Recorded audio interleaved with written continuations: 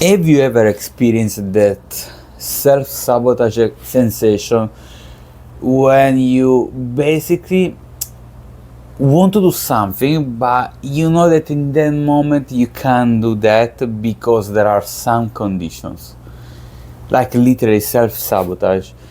And let me explain you in a better way. So in these days I was and I am very busy because there are some things going on basically, and I couldn't keep up with the diet, with the time in the gym, and with the caffeine amount.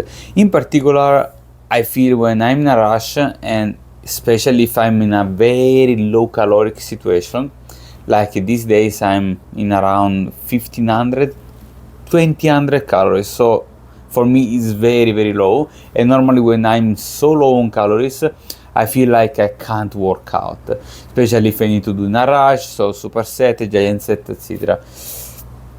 Plus, I was down even for the caffeine amount. So this is the perfect mix for my brain to normally say, no, you can't this day. You are too tired, this kind of stuff.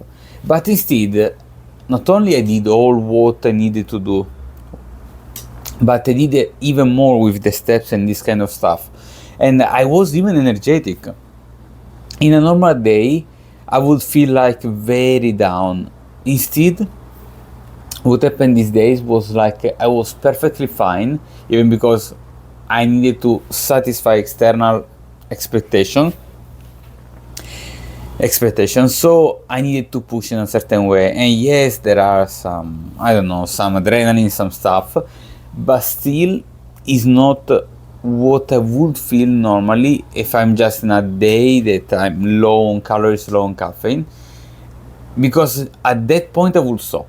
That is the self-sabotage I'm talking about. So sometimes we have like a kind of mental prisons that we do for ourselves.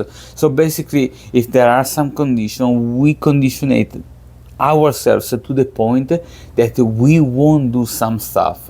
Even with the content creation, like I'm in a very short amount of time, but I did a promise to myself, and look, I'm doing even right now. Normally I would have some kind of excuses to skip, to not do that, but doesn't matter the situation.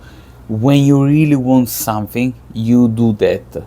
The point is that we do some mental barriers for ourselves that basically stop us to achieve what we want to achieve. It's a bit like David Goggins says, the 40% rule, that we have when we feel like exhausted, we have 40% more, or we are just at 40% of our capacity. I don't remember which one of the two, but basically whenever we feel like exhausted, reach the limit whatsoever, we still have much more. It's just the prison that we create for ourselves. And there is another story very interesting that always was stuck in my mind. That is the horse story that grew up like attached, linked with a chain, with a rope, to something that is not that heavy, like a chair or a small table, I don't remember.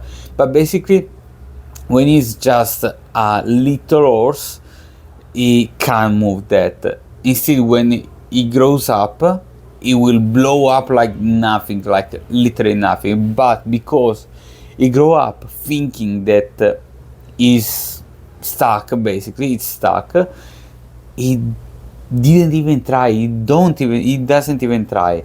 And this is the point, that sometimes our mental prison are so radicated in ourselves, are so strong, that we won't even try it because we know that we can't do that.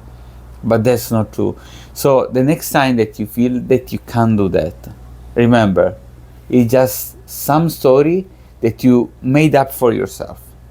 Keep going, keep trying, because you have much, much more.